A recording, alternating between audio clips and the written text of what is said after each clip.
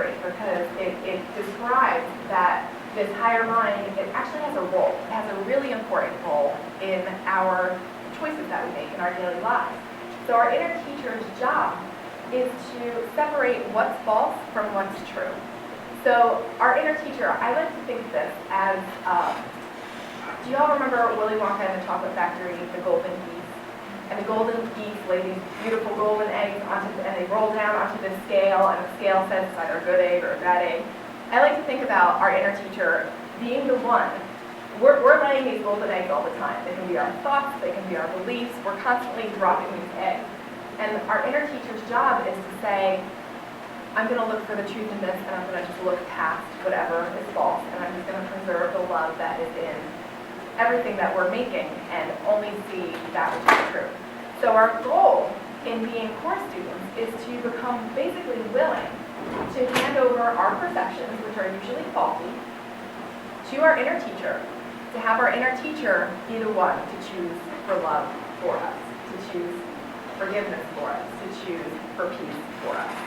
So hearing that from our egos typically aren't happy about that because we like to be in control, we like to be the ones to decide, how things should be.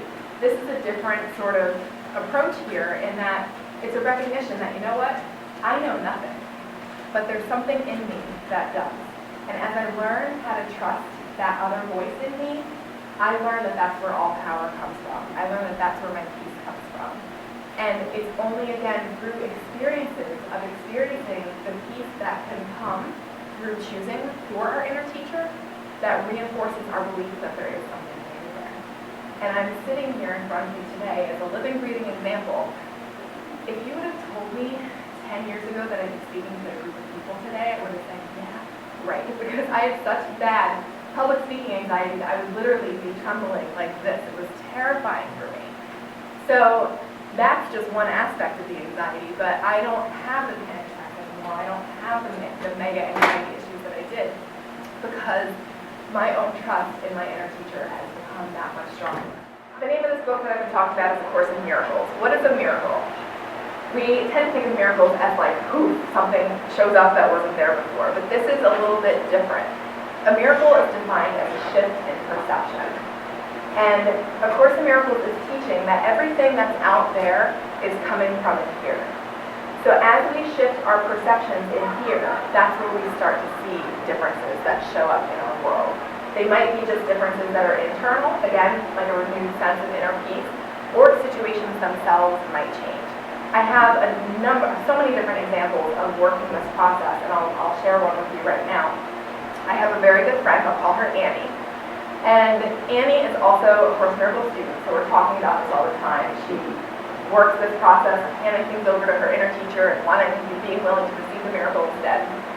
And Annie used to get on my nerves a lot because she would jump from job to job. She'd have in a year probably like 5 or 6 or 7 different jobs, just constantly jumping from one to another. And this one time on the phone, she was basically complaining about her current job. And I felt my annoyance come up, like, okay, here we go again. This girl knows how to handle this, but she's just going to go down the same pattern once again. And I had the urge to correct her. So I had the urge to say, you just need to handle it this way. But one of the things that the Course teaches us is that if we see the errors of our brother's ego, so if I see that you're doing something wrong, I'm seeing my own ego. And so the work has to happen yet again. So for this example, I'm noticing that my frustration is building, and she started to complain and go down this usual path of complaining about her job. I stopped for just an instant, and I was like, all right, this is about my internal work. I'm willing to see this differently, is essentially all I said to my inner teacher.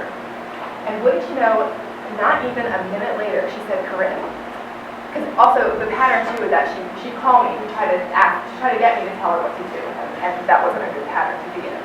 So again, I'm sensing my annoyance, I'm pausing, and I'm saying, inner teacher, take this from me, I'm willing to see it differently. Not even a minute later, she says to me, Corinne, I just heard a really quiet, still voice in my mind, and it sounded like your voice, and I just need to take this to the Holy Spirit. I need to take this to my inner teacher. Thank you, I'm done.